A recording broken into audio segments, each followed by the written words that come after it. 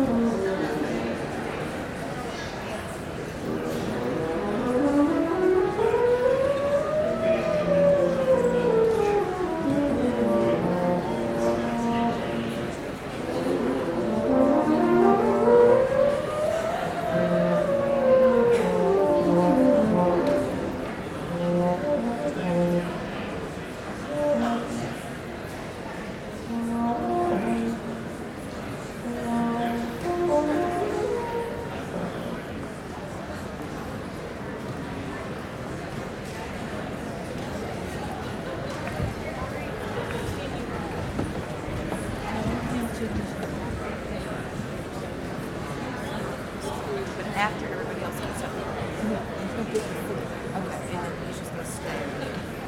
This is his job. Okay. And JD was right here.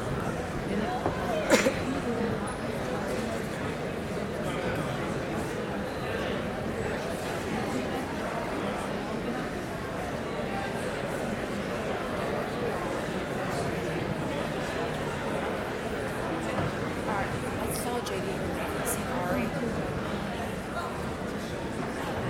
Hold the truck.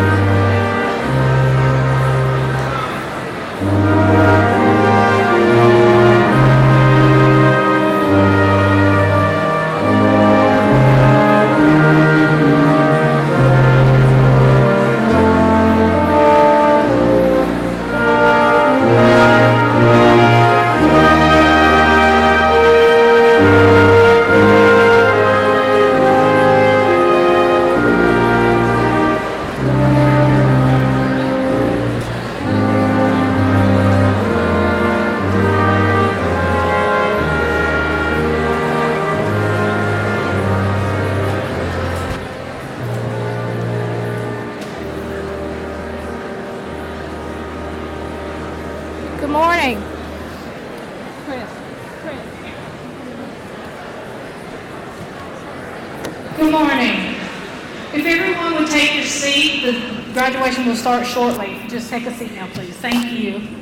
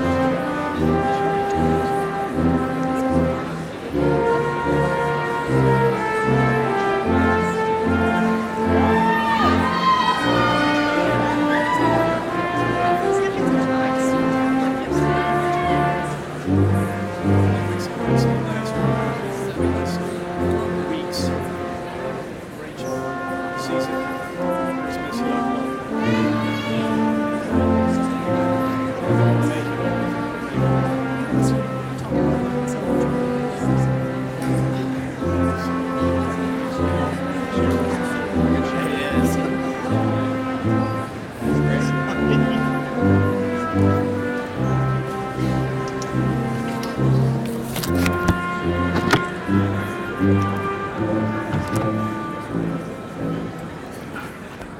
morning. Has anyone seen my volleyball? And welcome to the commencement exercises of the University of Georgia School of Law, class of 2016.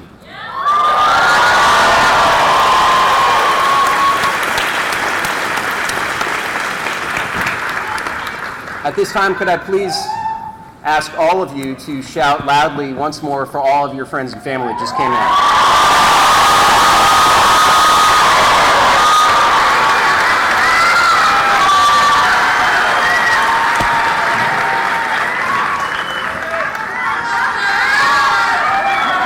Let it up. Give it up. Give it up.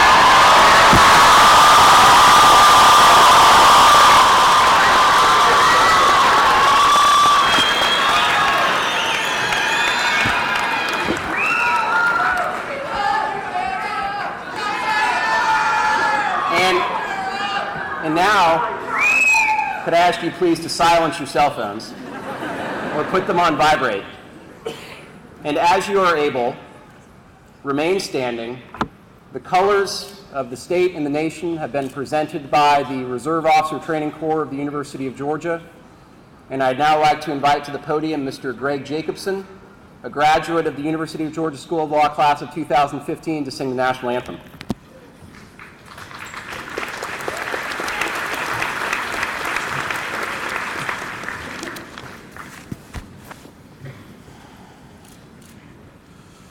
Oh, say, can you see by the dawn's early light what so proudly we held at the twilight's last gleaming, whose broad stripes and bright stars through the perilous fight o'er the ramparts we watched were so gallantly streaming, and the rocket's red glare, the bombs bursting in air, gave proof through the night that our flag was still there. Oh, say, does that star-spangled banner yet wave o'er the land of the free and the home of the brave?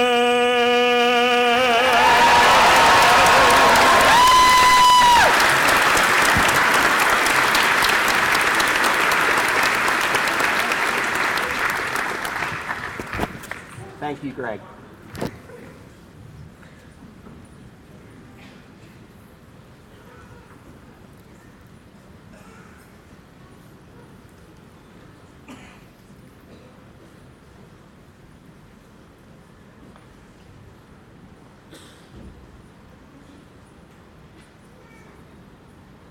And please take your seats.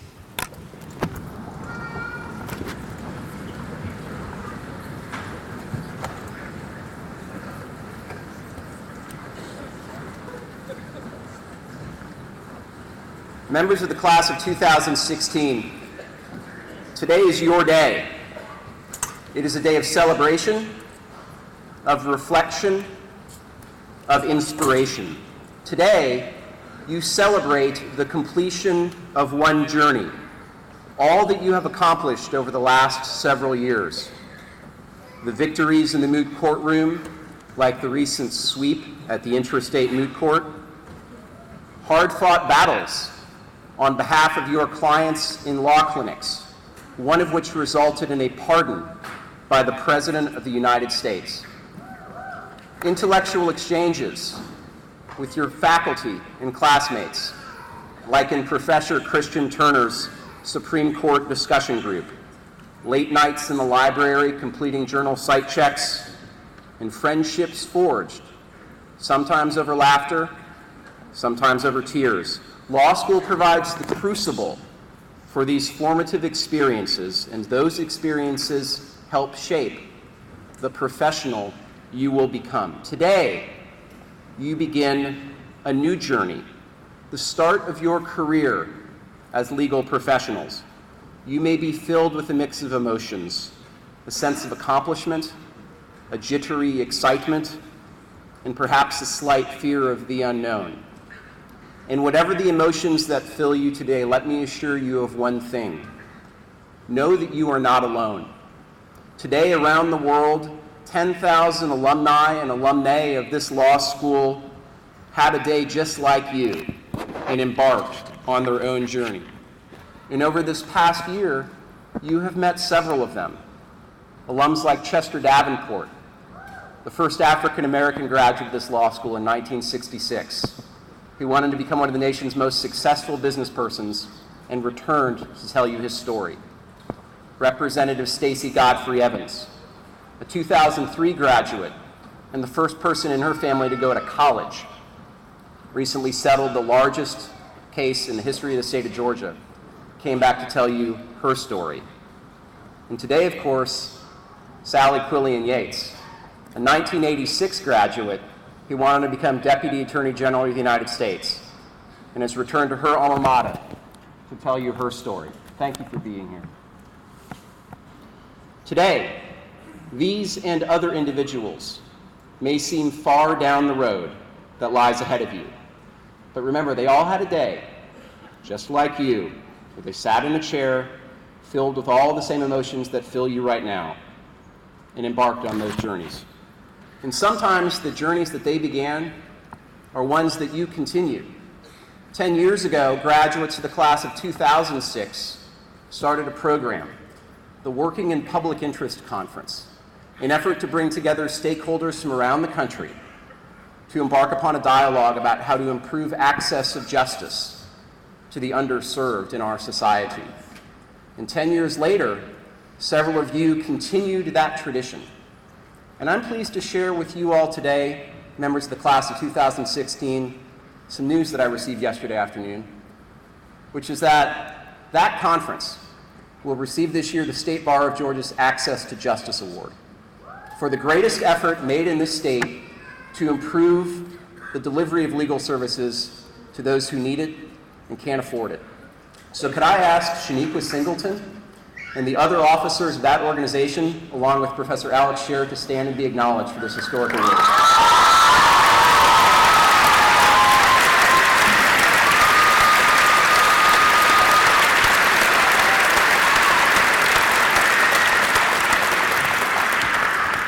Shaniqua, by the way, your voicemail box is full. Today, as you embark on this journey, know that you are not alone in another sense. The friends, partners, fiancés, sons, daughters, relatives, those who are here today and those who could not be here have accompanied you on this journey. And I know they will accompany you on the journey that you are about to embark upon. And so may I ask the families of our graduates to rise just one more time and be acknowledged by your sons and daughters and spouses today.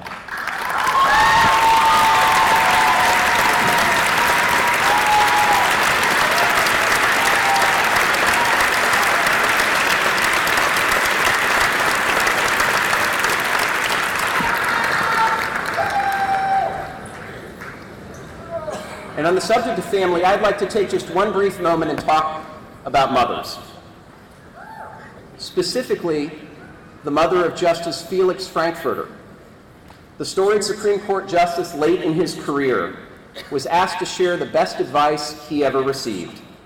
Though surrounded for much of his professional life by heads of state, Ivy League professors, and Supreme Court justices, Frankfurter said the best advice he ever received was not from any of them, but from his mother, Emma Winter Frankfurter, a 19th century European emigre who traveled to the United States with her husband and their 6 children to give them a better life.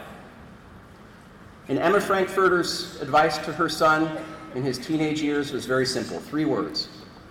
Hold yourself, dear. What did these 3 words mean? Hold yourself, dear.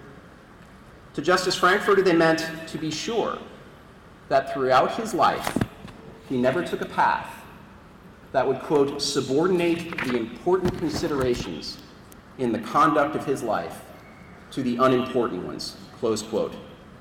Those words saw Frankfurter through many hard choices and many disappointments.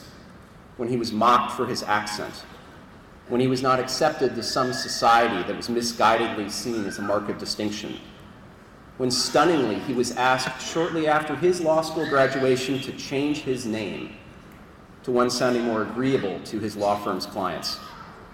In heeding his mother's advice and refusing the firm's suggestion, Frankfurter responded, "My name is part of me, and I ought to respect it."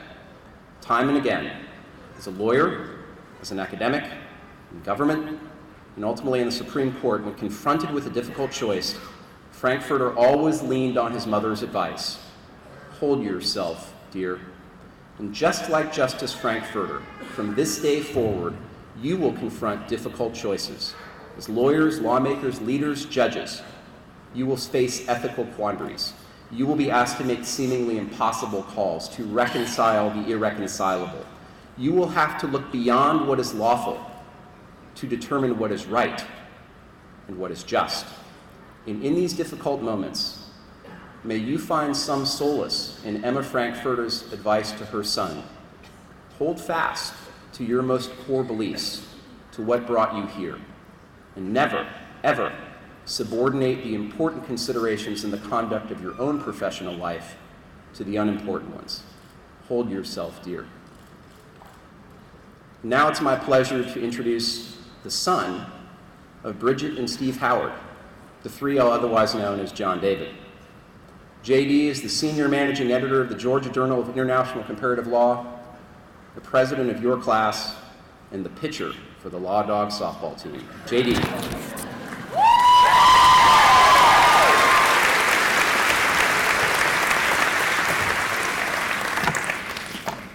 Thank you, Dean Rutledge, and on behalf of the class of 2016, welcome to commencement ceremonies.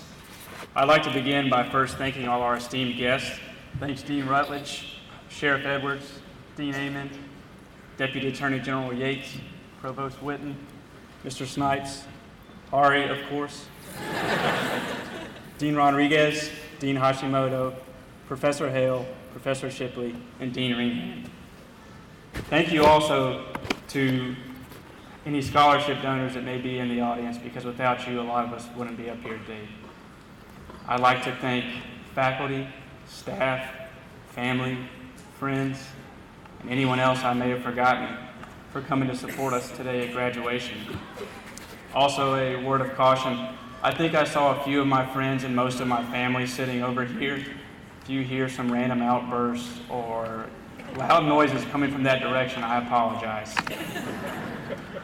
When it came time to write this speech and to honestly confront the reality of entering the working world, I took some time to reflect back on things that I've learned over the past 3 years.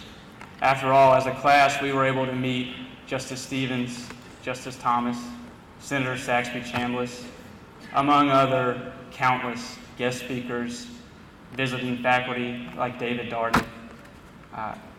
I thought maybe I could channel some of their wisdom to both motivate and inspire our class. But the only thought that kept coming back to my mind was how much I'm going to miss living in Athens next year.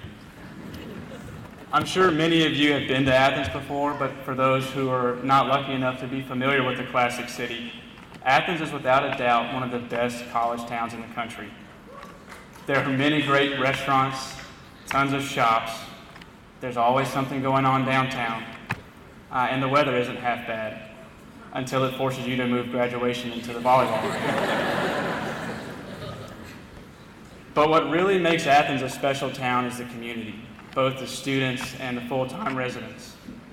And at no time is that community more evident than on Saturdays in the fall. 93,000 people flood this campus, all decked out in red and black. intent on pouring their all into cheering on the dogs. And it is truly an amazing sight to see that sea of red heading down the steps across Baldwin and into Sanford Stadium. In the same way that the community makes Athens special, the class of 2016 has made my law school experience what it is. Individually, members of our class have accomplished remarkable things. Members of advocacy teams have had great successes across the country.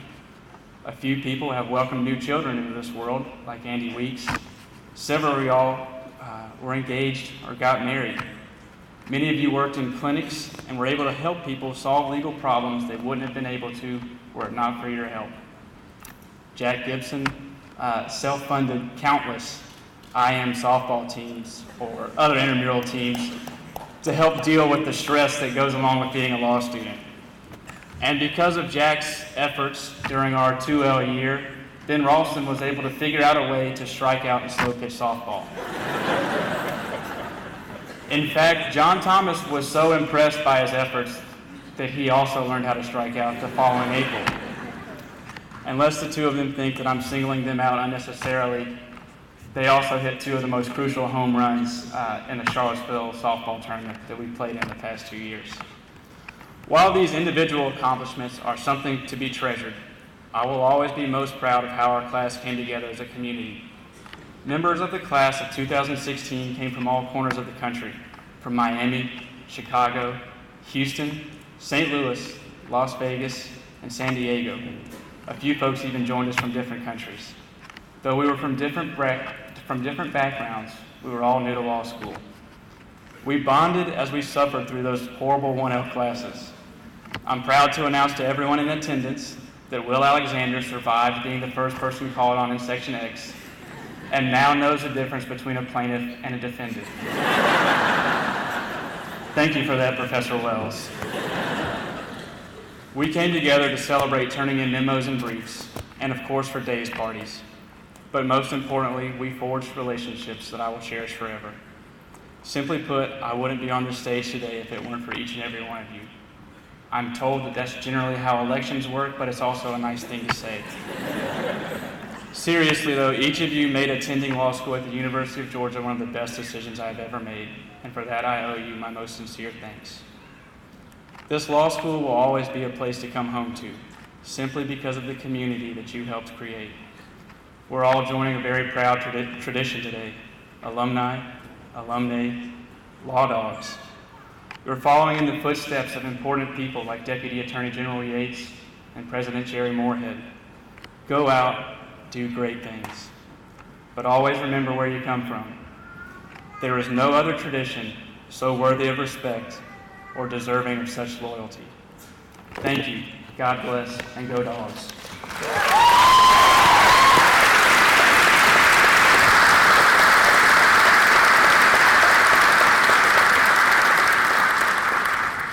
At this point, it's my honor to introduce Mr. Daniel Snipes.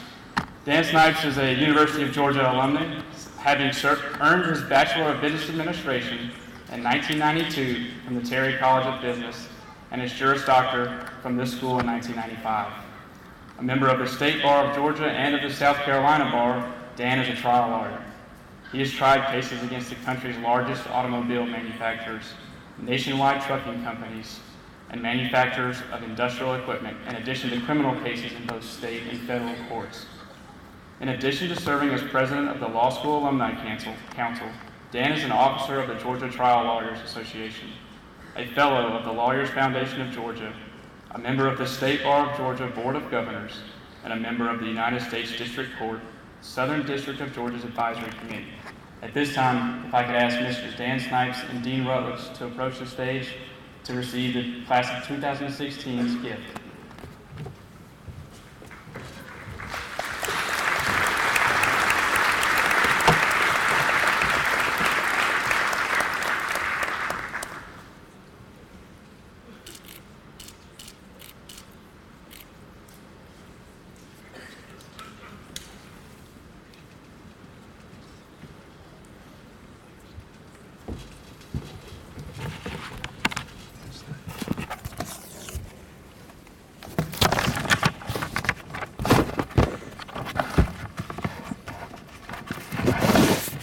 Good morning.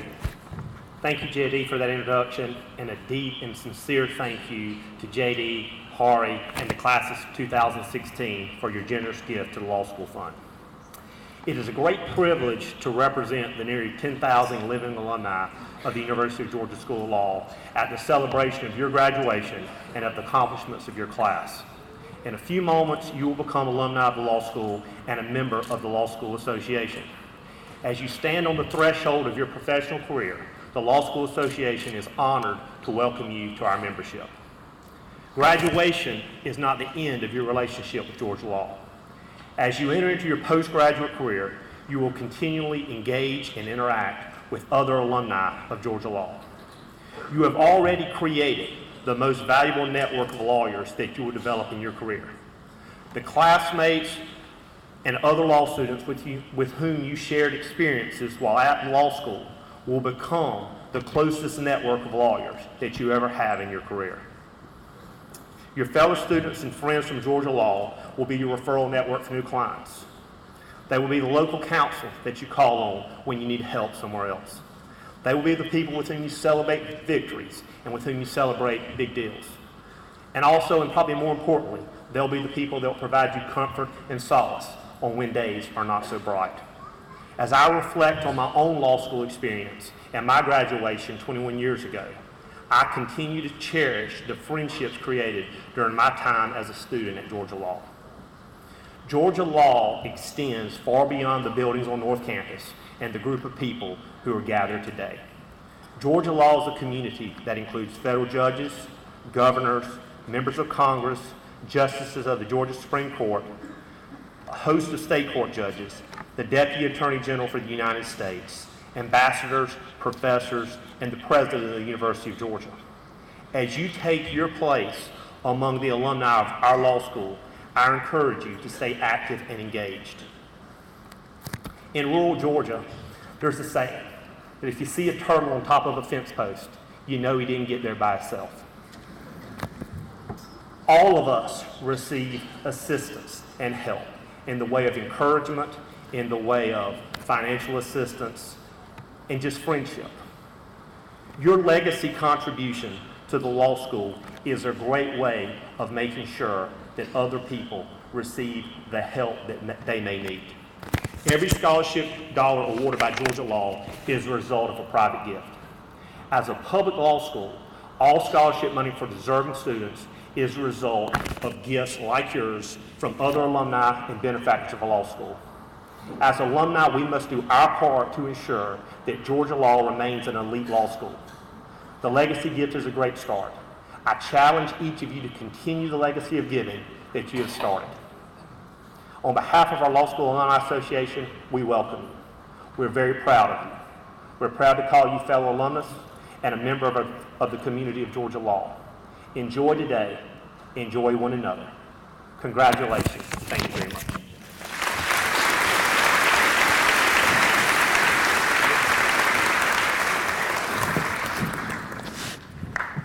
At the University of Georgia, we are blessed with a faculty conducting world-class research and bringing that into your classroom. To introduce this fabulous faculty, let me invite to the podium Usha Rodriguez, the Associate Dean for Faculty Development.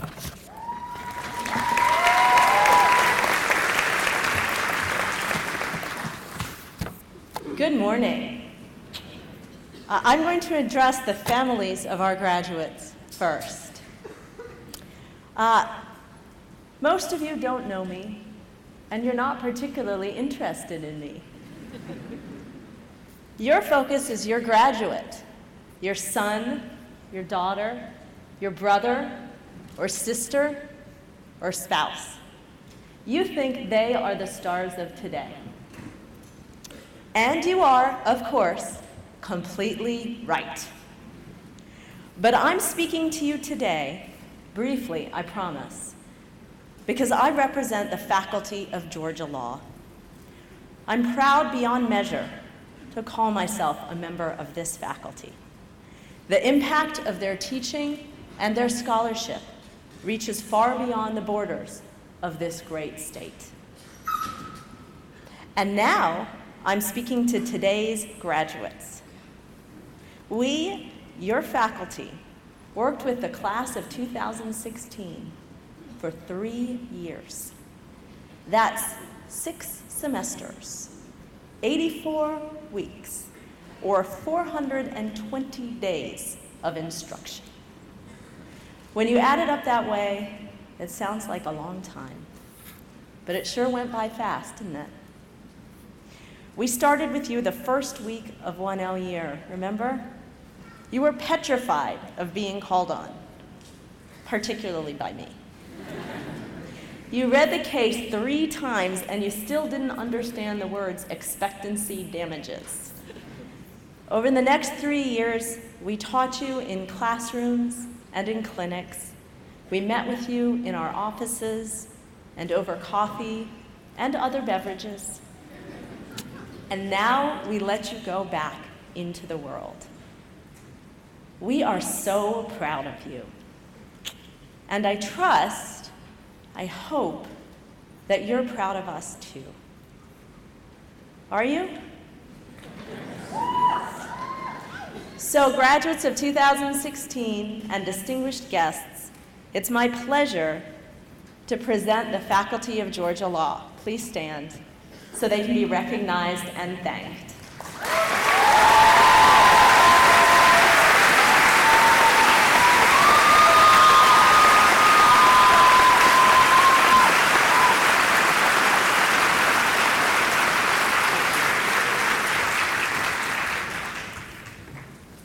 Experiential learning represents a core value of the University of Georgia. For law students, that experiential learning often takes place in one of the law school's clinic programs. Those clinics represent a call to you to serve your state and your society. And many of you have answered that call. For some brief reflections on how you have done so, and some words of encouragement that you continue to do so throughout your professional lives, let me invite to the podium Erica Hashimoto, the Associate Dean for Clinical Programs and Experiential Learning.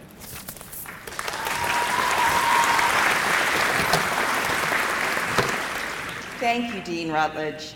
I have the privilege of getting to brag for a moment about the legal services that this remarkable group of students has already provided over the past couple of years to people throughout the state of Georgia and across the country. This group of students has demonstrated a remarkable capacity for engaging in public interest work. As Dean Rutledge told you, the students who run the Working in the Public Interest Conference do such a great job that they recently were recognized by the State Bar of Georgia.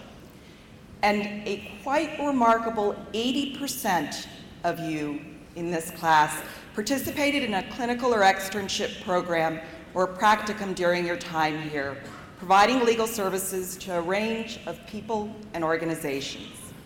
From people who don't have roofs over their heads to call home, to victims of domestic violence who desperately needed you to help guarantee their safety, to our state and federal governments, prosecutors' offices, judges' chambers, and administrative agencies, all of which needed your help, to criminal defendants whose liberty rested in your hands, to small business owners trying to stay afloat. You represented all of them, providing not just your legal assistance, but also your passion, commitment, and compassion. So I want to say, on behalf of all of those to whom you provided legal services, thank you. I commend you for those efforts, and as you move forward in your legal careers, I hope you will carry some of those experiences with you and remember the remarkable power you, as lawyers, will have to improve the lives of others. You've used your skills to improve the lives of the people in this community. To give just one example, Andrew McClintock and his teammate in the Community Help Clinic took on a project to educate people about a change in state law that allowed households with elderly or disabled members to qualify for additional food stamps if they had certain medical expenses. If that sounds somewhat dry, it is. But in human terms, it means the difference between having and not having enough to eat. McClintock's team, with assistance from other clinic students, developed a standard form to help applicants and legal services organizations calculate qualifying expenses. And through that work, a number of families experiencing food insecurity were able to increase their benefits so that they could feed their families. And then there's the impact you have had on your individual clients and their families. Again, an example serves to illustrate this point.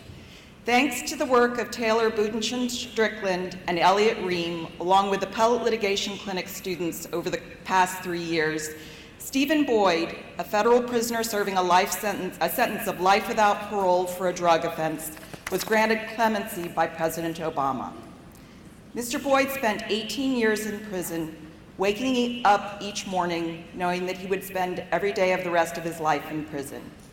And now, because of your work and dedication, Mr. Boyd will be reunited with his family in 2 months. You also learned the value of trying to find solutions through mediation. Through the mediation clinic, Hannah Allen successfully mediated a dispute between a mother and her son that had devolved to the point of the mother filing to have the son evicted from her home.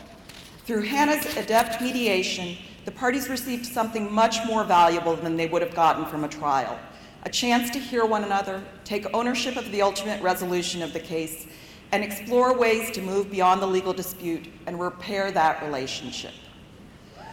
Through all of the hard work you have devoted to your clients, you have also gained the respect and trust of those clients, one of the most important and gratifying things that lawyers can earn. Again, an example. Through the Business Law Clinic, Ellie Carroll and Aaron Peterson worked extensively with a client on intellectual property protections for her small ice cream business, doing research, answering the client's questions, and explaining the client's options to her in a way that she understood. When the client was finally ready to register a trademark, the semester had ended. A local law firm that specializes in intellectual property law volunteered free of charge to complete the work Ellie and Aaron had started. The client very politely responded that she appreciated this offer, but was there any way that Ellie and Aaron could also be present to make sure it was done correctly? That is the kind of trust that hard work earns. Finally, I want to recognize all of you who have, with grace and courage, worked through the challenges of actually practicing law. The heartbreaks, the days your clients experienced crushing losses, and the days you felt overwhelmed by the problems your clients faced. Being a lawyer, as you will discover, can be challenging, but I hope you will always remember the hugs of joy and tears of gratitude that make it all worth it. I'm incredibly proud of the work that each and every member of this class did, and I would like everyone to join me in a round of applause, thanking them for their efforts this year.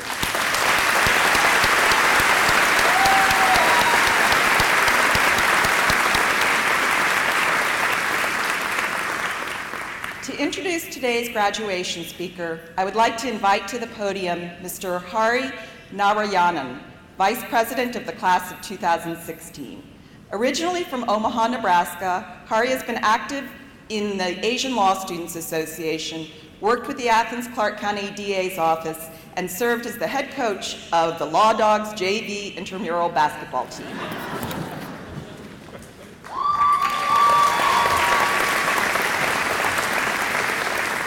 Thank you, Dean Hashimoto. Good morning and welcome to all of you. It is my great honor and pleasure to introduce the Commencement Day speaker for the class of 2016, Deputy Attorney General Sally Quillian Yates. Deputy Attorney General Yates is a native Georgian and a double dog who graduated magna cum laude from Georgia Law. At Georgia Law, Ms. Yates served as the executive articles editor of the Georgia Law Review. Ms. Yates started her career practicing commercial litigation with King & Spalding in Atlanta before joining the U.S. Attorney's Office for the Northern District of Georgia. As an AUSA, Ms. Yates prosecuted a wide variety of complex matters and specialized in prosecuting public corruption cases. In the 2000s, Ms. Yates earned national recognition for her prosecution of the Olympic Park bomber. In 2010, Ms. Yates was nominated by President Barack Obama to serve as the United States Attorney for the Northern District of Georgia. After her confirmation by the Senate, Ms. Yates made history by becoming the first woman to serve as the U.S. Attorney for the Northern District of Georgia. The Northern District of Georgia encompasses the Atlanta metro area and has a population of over 6 million people. As the U.S. Attorney, Ms. Yates was a chief federal law enforcement official for the district and oversaw the prosecution of all federal crimes and the litigation of all civil matters in which the government has an interest. Johnny Isaacson, the senior U.S. Senator from Georgia, said this about Ms. Yates' tenure as U.S. Attorney. Sally Yates was an equal opportunity prosecutor. She's prosecuted Democrats, Republicans, independents, Olympic Park bombers, and anybody who's violated the public trust. Sally Quillian Yates is a great Georgian, and I commend her to each of my colleagues. In 2015, Ms. Yates was nominated by President Barack Obama and confirmed with broad bipartisan support by the U.S. Senate to become Deputy Attorney General of the United States, the second highest ranking position in the Justice Department. Please join me in giving a warm Georgia welcome to Deputy Attorney General Sally Yates.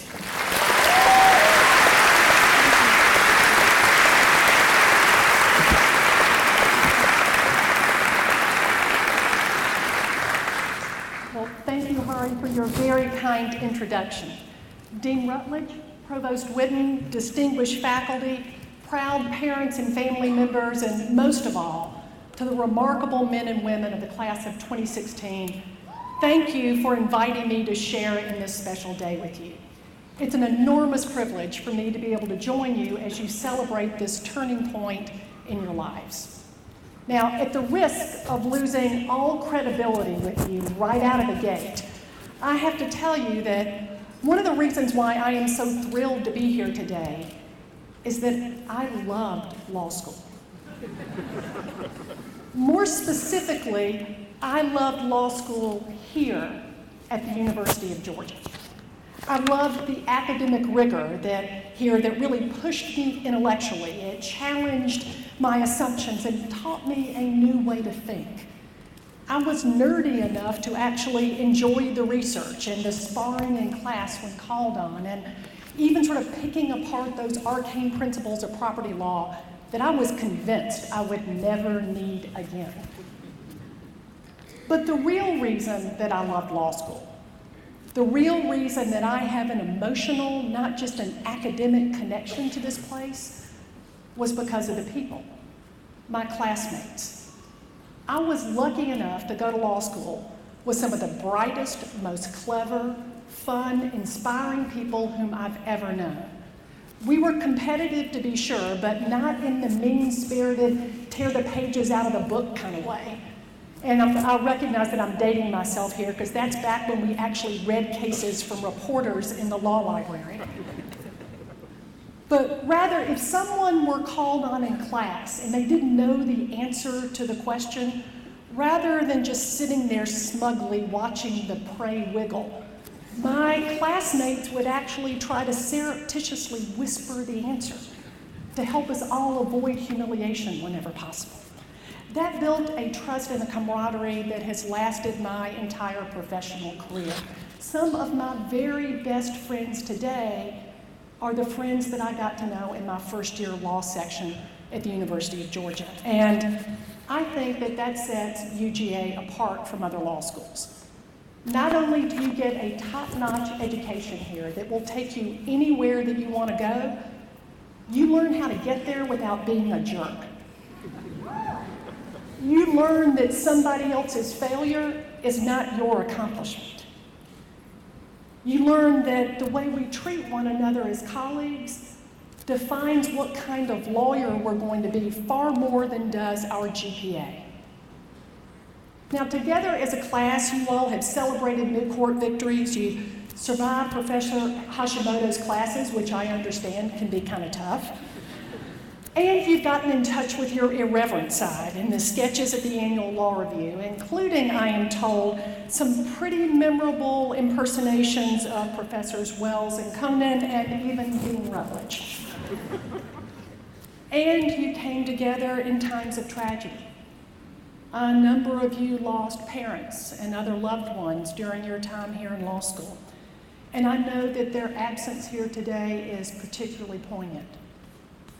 But when members of your class suffered these unfathomable losses, you were there for each other. And those are the kind of bonds that will last a lifetime. But now your time on this campus is quickly drawing to a close, and we should not only celebrate what you've achieved, but also ask you to think about what you're going to do with your future. I think this is the point in the speech where I'm supposed to give you the obligatory commencement advice. Now, this is kind of tricky territory, to be able to give advice without sounding insufferably pedantic, or even worse still, without actually being insufferably pedantic, and I may fail at both of those. I know that the usual graduation advice is to tell you to look inside yourself, to find your inner passion, and to follow that passion. And if you were graduating from one of the other colleges here at the university, that might be my advice to you today. But you're not. You're graduating from the law school. And the degree that you have earned carries with it a responsibility that no other degree does. Because you now hold in your hands the key to unlock justice in the world, to reveal truth, to stand up for the voiceless, to hold our country to its promises.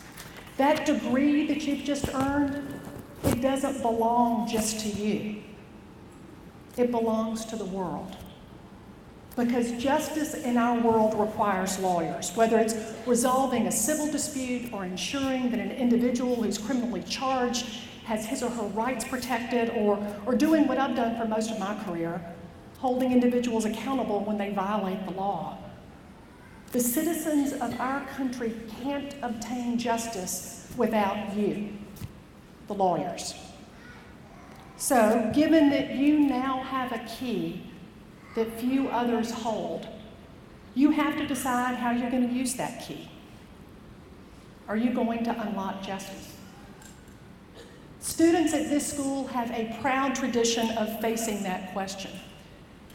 55 years ago, in May of 1961, a UGA student invited Attorney General Robert F. Kennedy to give the Law Day address. Attorney General Kennedy took the podium just 4 months after a federal judge had ordered 2 African American students, Charlene Hunter and Hamilton Holmes, admitted to the university. In response to that order, students here rioted. The legislature tried to cut off funding to the University of Georgia to prevent their admittance. And Hunter and Holmes were jeered just about everywhere they went. In what was his first official speech, a brand new Attorney General came to this campus and told the crowd what they could expect from his Justice Department. That the Department of Justice would ensure that our country lived up to its promise of equal rights for all Americans. That he agreed with the Supreme Court's decision in Brown versus Board of Education, overruling the doctrine of separate but equal. But that regardless of whether one agreed with it or not, it was the law of the land, and his Justice Department was going to enforce it. In concluding his remarks that day, Kennedy said, "All the high-sounding speeches about liberty and justice are meaningless unless people such as you and I breathe meaning and force into it." Attorney General Kennedy's words echo here today. This is the sacred charge entrusted to each of us in the legal profession, to pursue justice, not just rhetorically, but to breathe meaning and force into it. Sometimes, such as during Attorney General Kennedy's tenure at the Justice Department, the stakes could not be higher, or the breadth or the scope of the challenges more vast. There are certain defining moments in our history that are sharp inflection points reshaping our world, and if one of those moments occurs on your watch, I hope that you seize the challenge to use your legal skills to make fundamental and positive change. But successfully carrying out our responsibility as lawyers doesn't always require sweeping national movements. Walls don't always need to be torn down, nor do laws always need to be repealed in order to transform our society for the better. Sometimes justice prevails on a grand scale, and sometimes it flourishes in the simple righting of a wrong. Being a lawyer means standing ready to take on those seemingly routine cases happening day in and day out that have a profound impact of Americans all across our country. And from my own personal experience, I can tell you those opportunities are likely not far off. 2 years after I graduated from law school, I was working as a young associate at King & Spalding, and I took on a pro bono case to represent a woman by the name of Lovie Morrison. This case was my very first trial, and yet it is the most meaningful case of my career. Miss Morrison was 93 years old and was the first African American landowner in Barrow County, Georgia, not far from here.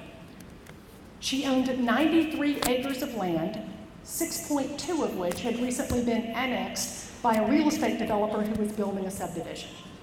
The problem was that Miss Morrison, who was mistrustful of the white court system, had not timely recorded her deed, instead carrying it folded up down inside of her dress every single day as she worked the fields. Now, by the time she did record the deed, there was already a conflicting survey on the books that the real estate developer was using to lay claim to her property. In the 1930s in rural Georgia, Miss Morrison had good reason not to trust the court system. But in the late 1980s, that same court system was being given another chance to earn her trust. We filed an action to return the property to Miss Morrison using a theory I had planned on forgetting after first-year property, and that is adverse possession. Miss Morrison's family had made use of the land we were fighting over by washing their clothes in the stream and by cutting timber there for firewood. The time came to try the case, and I needed help. Even though I come from a family brimming with lawyers, not only had I never tried a case, I'd never even seen a trial before. So I went to the late Charlie Curbo, who was known for taking young lawyers under his wing, and to my great relief, he agreed to help. And from that moment on, Mr. Curbo treated that case with the same determination and commitment that he would have treated the most significant matter for Coca-Cola. The same man who had been known as President Carter's one-man kitchen cabinet, who had counseled national and international leaders, walked the land with me, strategized with me, and when the time came for trial, he sat next to me and guided me. Mr. Curbo demonstrated, not through any grandiose lectures, but through his own actions, a profound commitment to justice. When the case was tried, our client and her daughter were the only two African Americans in the courtroom. Batson had not yet been extended to civil cases, and opposing counsel struck all of the African Americans from the jury. Many of the jurors personally knew the real estate developer, his lawyer, and the surveyor that they were using as their expert witness. So all logic would tell you that our client didn't have much of a chance of prevailing on an adverse possession claim in this kind of setting. But a remarkable thing happened in that jury room. That group of 12 jurors who went to church with the real estate developer, who used his lawyer as their own, whose surveyor had surveyed their own property, that group of 12 jurors did the right thing. I wish I could claim that their verdict was because of something I did, like a really inspirational closing or a blistering cross-examination. But the truth of the matter is that verdict was in spite of my novice performance and not because of it. Those 12 people were given the opportunity to do the right thing, and they embraced it. And I don't think our client was the only one who left the courtroom that day with a newly found confidence in our justice system. I believe those jurors also left with a real sense of pride at having taken their responsibility to heart and having done what was right. As lawyers, what a gift we have been given to just get to be a part of that, and what a responsibility we have to safeguard that. Now, of course, this case didn't alter the course of history. It didn't make any headlines, and it wasn't about a whole lot of money. But this experience demonstrated for me how powerful unlocking justice can be. Not too long after that, I decided to apply for a job as a federal prosecutor in the U.S. Attorney's Office in Atlanta. Truth be told, I didn't really expect to stay there long. I thought that I would go there for a few years and get some trial experience and then go back to the firm. I had never thought about being a prosecutor when I was in law school. In fact, I didn't even take a single advanced criminal law class, which you all may find a little unsettling given my current position. But here I am, 27 years later, still with the Justice Department. The fact of the matter is, as corny as it sounds, once I had experienced the privilege of representing the people of the United States, of having the obligation and the responsibility to do what was fair and right and just every single day in every case, I couldn't imagine going back and representing any other client. I've had the opportunity to stand up for victims, to make our community safer, and most importantly, to seek justice in a manner that sought to engender the trust of the public whom we serve. But prosecutors don't have a monopoly on public service. I have every confidence that each of you will find a way during the course of your careers to meet that special charge that we have as lawyers. In fact, as you all have already heard about here this morning, many of you have already done that while you're here in law school. You've given your time to the Criminal Defense Clinic and the Prosecutorial Justice Program. You've advocated for children in foster care, and through your work with The Cottage and Project Safe, you volunteered to help victims of sexual violence and child abuse and domestic violence. Your actions already demonstrate a recognition that being a lawyer means not just serving clients, but also serving society by fighting for those who need your help, who need your voice, who need you to stand next to them. Recently, the work of some of the students who are graduating here today intersected with my work in Washington. As you already heard a little bit about this morning, and as some of you may already know, the Obama administration has embarked on a clemency initiative that's designed to address disproportionately long sentences for those low-level, nonviolent drug offenders who were sentenced under outdated drug sentencing laws. As the Deputy Attorney General, I am charged with making a recommendation to President Obama on every one of those petitions. One such recent clemency petition was prepared by two of your graduates today, as you know, and made its way through the Justice Department and came to my desk. Stephen Boyd was convicted in 1998 of selling crack and sentenced to life in prison. You should know he had absolutely no history of violence. He had no other criminal history other than a few small-time drug deals, and yet, under the harsh mandatory minimum sentencing laws in effect at the time, he was sentenced to life in prison. And in the federal system, that means life without the possibility of parole. As I mentioned, the petition came in, made its way to my desk, and then to the White House, and just 3 weeks ago, President Obama granted Mr. Boyd's clemency petition. Now, Mr. Boyd paid his debt to society after having served 18 years in prison, but as a result of your classmates' hard work, Mr. Boyd has earned a second chance and will not spend the rest of his life in prison. Your classmates unlocked justice for Stephen Boyd. Each and every one of you has both the capacity and the obligation, in the words of Attorney General Kennedy, to breathe meaning and force into the pursuit of justice. I hope that you will seize opportunities to right wrongs large and small, that you will stand up for the voiceless, and that you will uphold the promise of our country. I hope that you will use the key that you are about to receive to unlock justice. Thank you again for the privilege of joining you today, and congratulations to the class of 2016.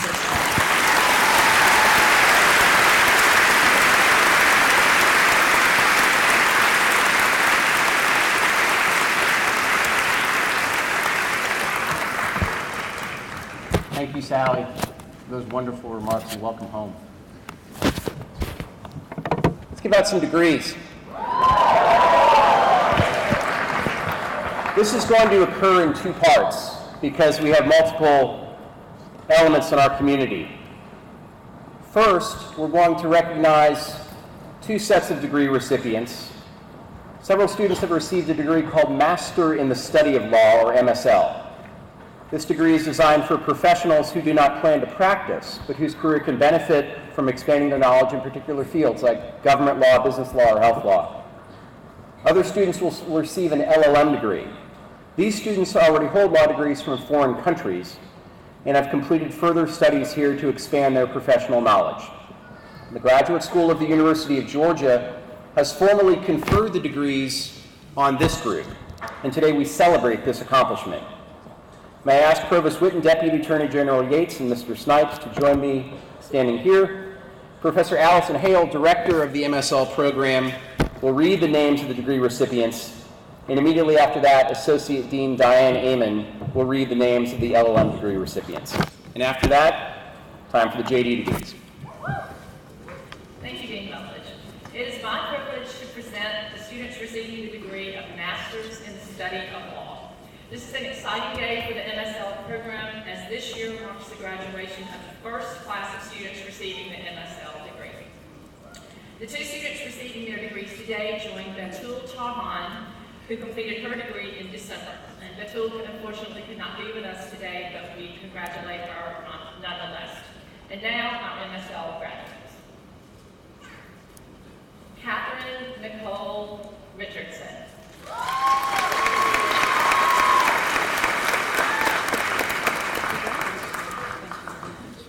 Hamad Dowd Sheikh.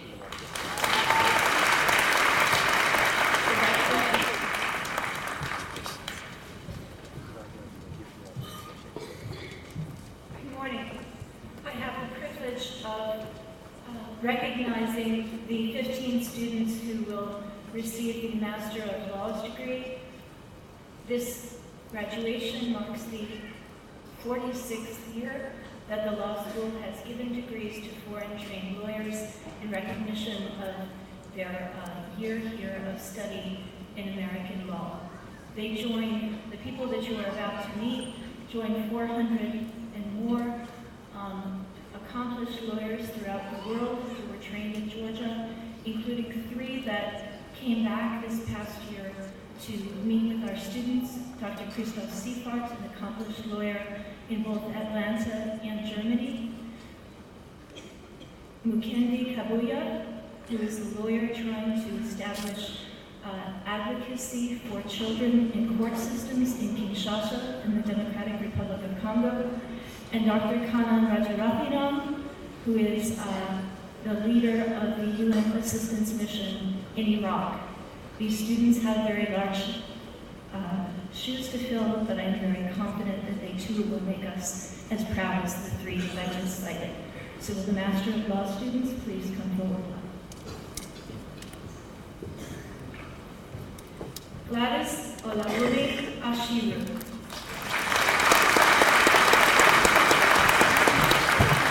Elisha Uchechi Atuloma.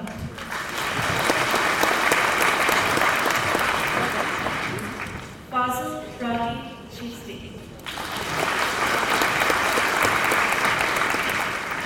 Ekaterina Knapnik. Oluwakemi Kafila Kusemiju.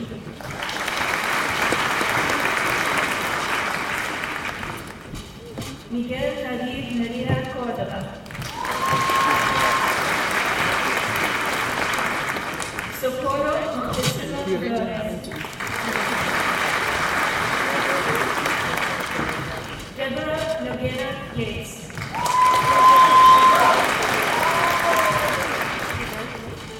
Nastasia Spitz.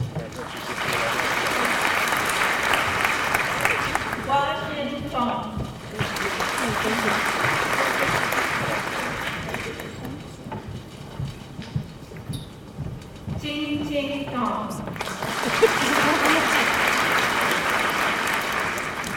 Mahmoud Eştü Tekuya.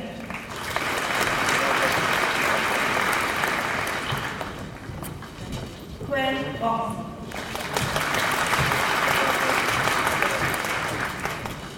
Simon Peter Woodrow. And Xiao Zhang.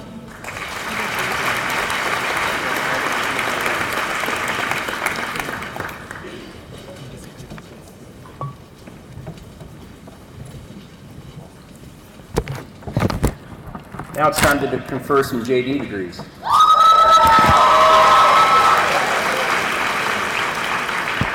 Okay, here's what's going to happen. It is a long-standing tradition at the University of Georgia for our Juris Doctor candidates to select their faculty marshals. And I can tell you, being selected as a faculty marshal is one of the greatest honors that the faculty here can receive. My colleague and friend, Associate Dean Lori Ringhand, will introduce the faculty marshals. And after that, I'll return to the podium to invite Provost Witten to confer the degree on you.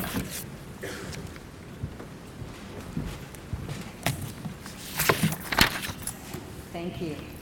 As Dean Rutledge noted, the two faculty marshals are selected each year by you, the members of the graduating class. Their selection as marshals evidences the deep regard that the students have for these professors. And perhaps also the students hope that they'll get their names correct as they're walking across the stage. No pressure, guys. Our first marshal, Associate Dean for Clinical Programs, Professor Erica Hashimoto.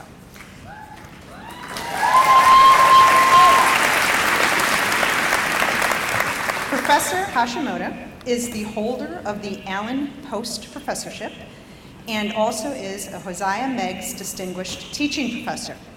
In addition to being an excellent teacher, she's a skilled advocate. She worked for years as an assistant federal public defender and is the director of our renowned and, as you've heard, very successful appellate litigation clinic. Dean Hashimoto has been a tremendous asset to her students and to the entire law school community. Thank you, Erica, for everything you've done.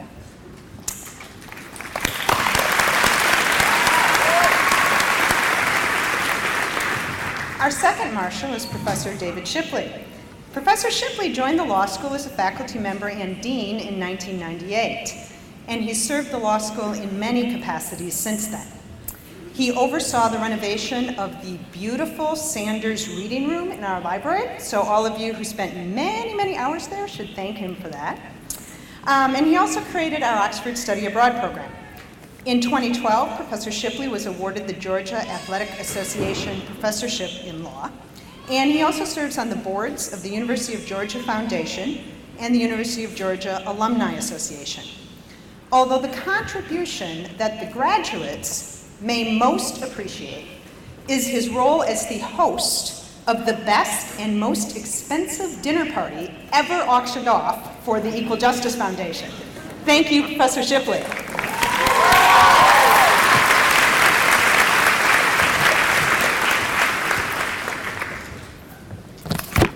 Juris Doctor candidates of the class of 2016, this is your moment. I would like to invite Dr. Pamela Witten, Senior Vice President of the University of Georgia and Provost, to the podium so that she may confer your degree.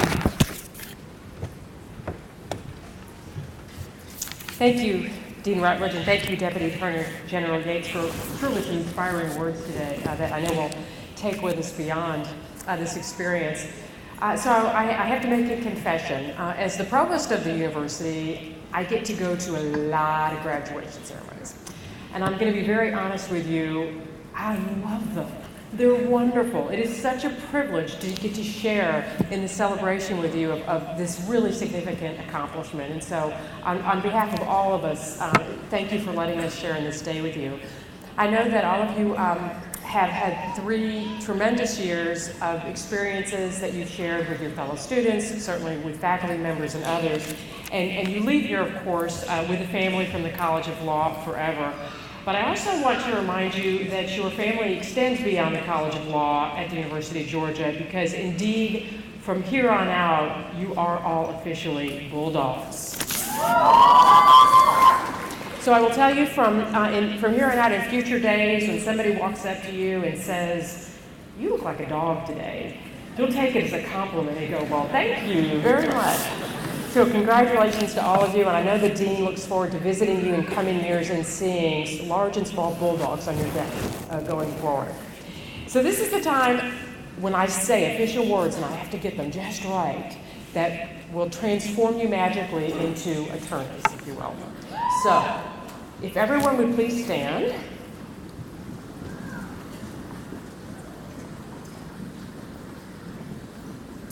By the power vested in me by the Board of Regents of the University System of Georgia, I confer on you the degree of Juris Doctor with all the rights, privileges, and responsibilities thereto appertaining. Congratulations.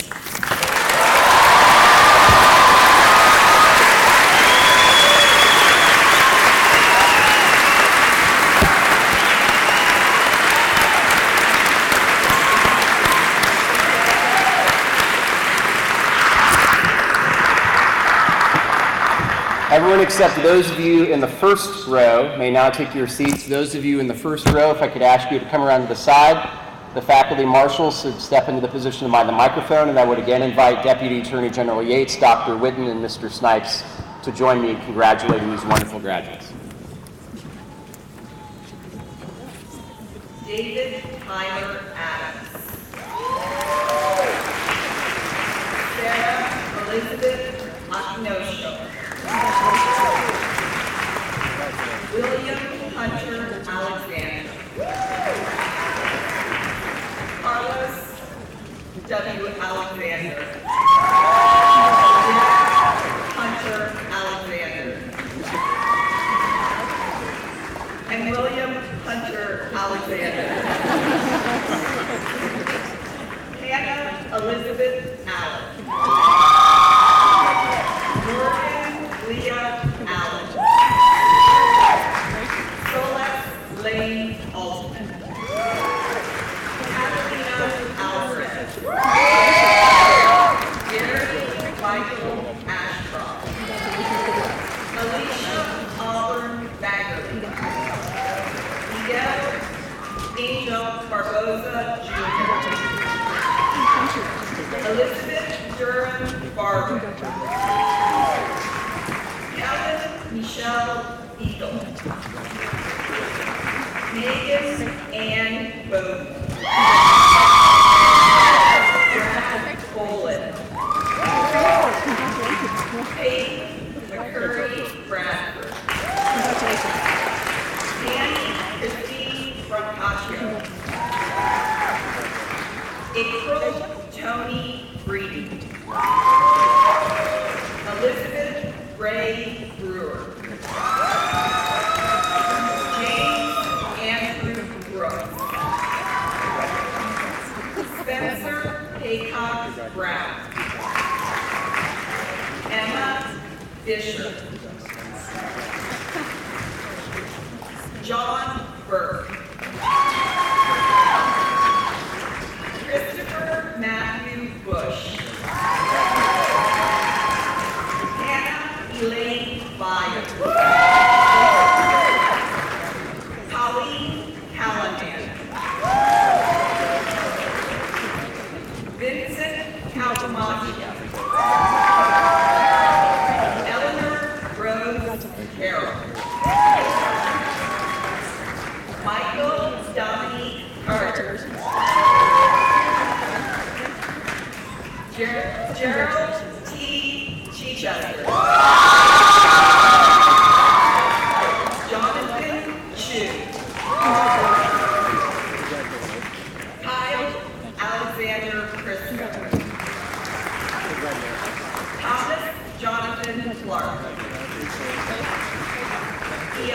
Ioannis George Connett. That's right. Derek Scott Pressler. Sarah Lee Janet Pryor. Kelsey Royal Cross. Robert Hampton Daniel. Sarah Grace Dark. Vincent Sebastian Dotlo. George Kevin Davis II. Jordan Tyler Davis. Leah Marie Davis. Danielle Ashley Davis. Erin Victoria Dietrich. Michael Aaron Delgado. Elizabeth Ainsley DeVos. Jared Lee Dodd. Sarah Louise Dominic. Granison Ted Ader. Sydney Carnell Everhart. Eleanor E. Emmanuel. Joseph George Emmanuel. Laura Erdelin. Gabrielle Elaine Espy. Samantha R. Weinberg.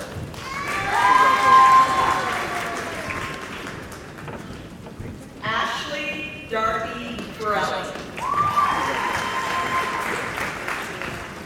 Anna Victoria Fowler.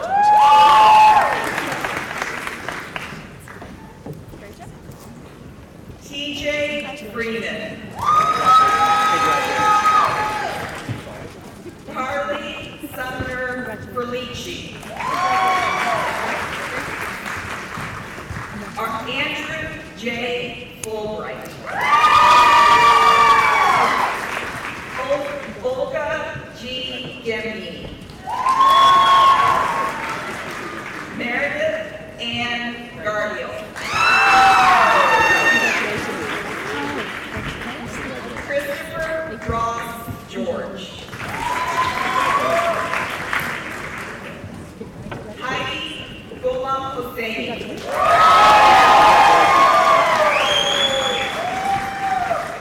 Jack Gibson. Michael F. Gibson. Ethan Tyler Good. Lauren Felice Gordon. James C. Graham Jr. Zachary Grant. Michael Graves. Joseph Patrick Hackett. Allison Kate Campbell. Jacqueline Michelle Campbell. Joshua Zane Harmon. Hannah Elizabeth Pelzel. Kenneth Marshall Heston III. Ashley Brennan Hicks. Janessa Lynn Higginbotham. Alice Bynum Holloway. Kelly Holloway. Thank you. I appreciate it. Crystal Huffman Coma. Sean Tom. John Charles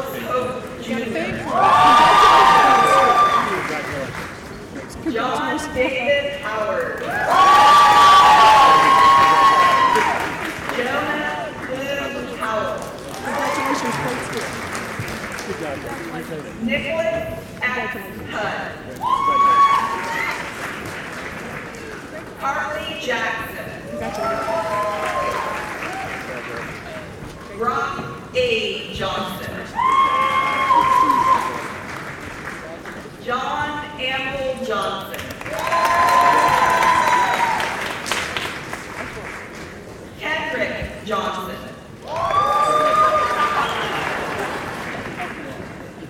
Eric Palmer Jones. Tyler Jones.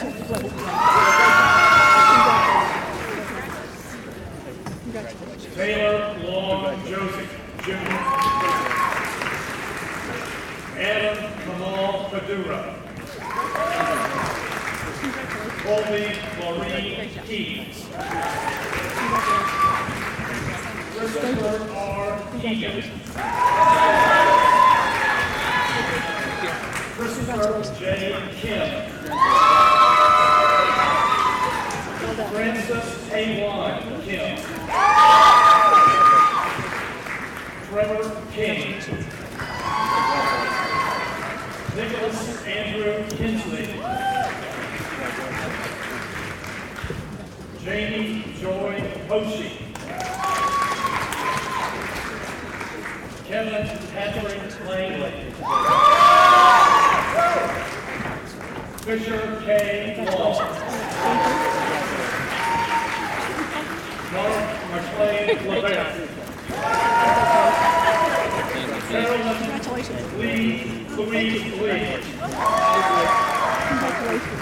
Lindsay Blair. Andrew Patrick Lightbolt. Ethan M. Macon. John M. Malutnak. David Marcus Mapp. Haley Maxwell. Kathleen Mary Elaine Miles. Lindsay M. Mayo. Andrew Bain McClintock.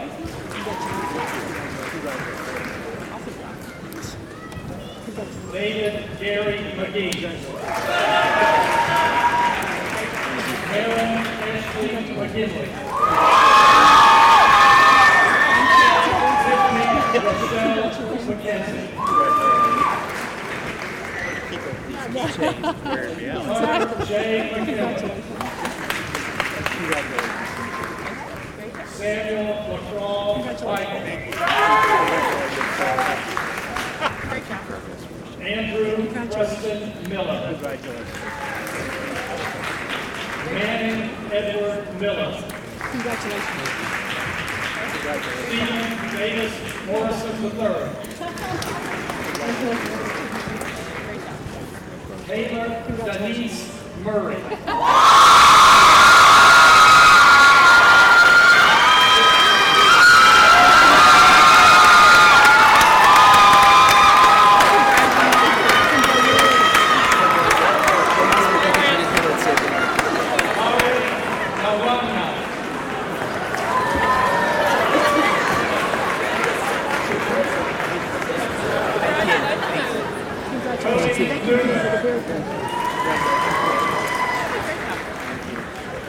Sarah Hannah Newman. Shakuma Julian Moichatu. T. Chase Ogletree. Aaron Drew Parks.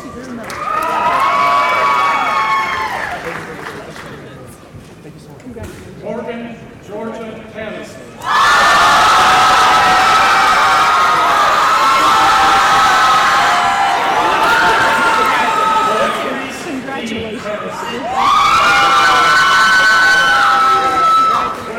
James Patrick. Alexander Perez. So no worries.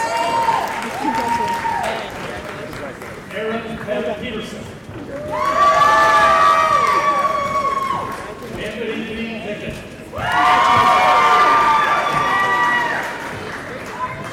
Andrew Lockwood Pollard. Christopher Sean Colston. F. Madison Rath. Benjamin P. Walton. Austin Lee Ramsey IV. Caleb Henry Redmond. Elliot Reed. Chloe Sharon Ricky. Alexander Russo. Lauren Ashley.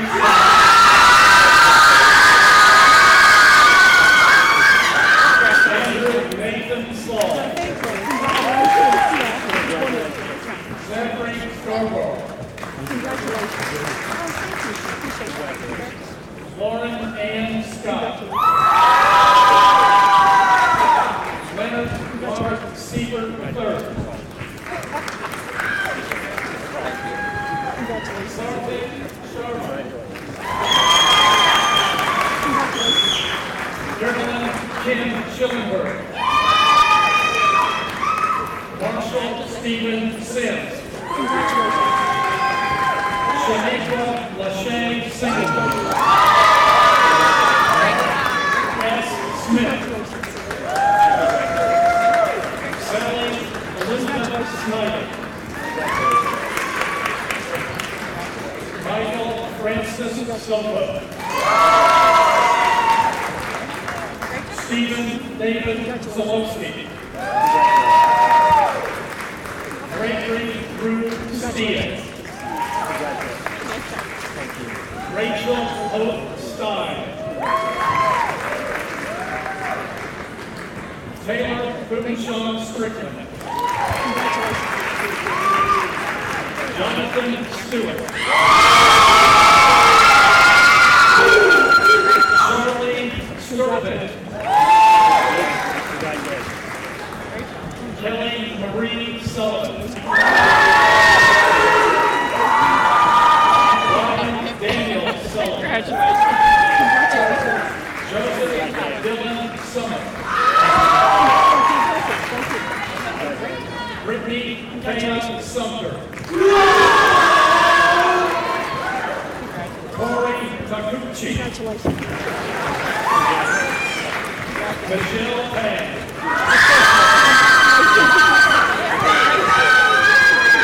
Charles A. Simmons. John C. Thomas III. Congratulations.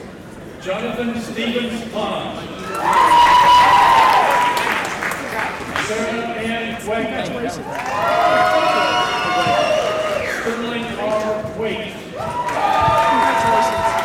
Jennifer Stickett Walton. Jacob Mitchell Ware. Tyler L. Washburn. Natasha Janice Webb Raymond.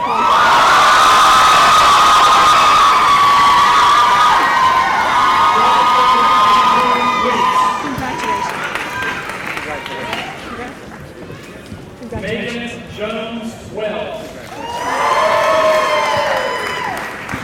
Lily D. Wilkerson.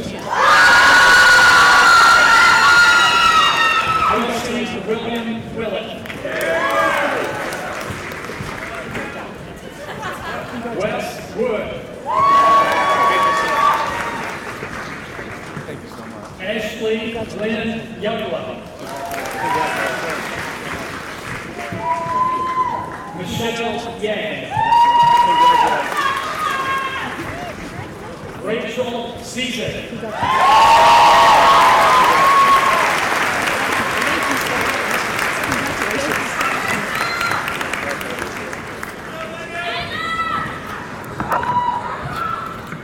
Ladies and gentlemen, in a moment, the recessional will begin. I'd ask you to remain in your seats while the platform party exits the arena. After they have done so, you are welcome to join your friends and family on the floor, in the stands, or outside. But before the recessional begins, can I ask you all to give it up one more time for the University of Georgia Law School class of 2000?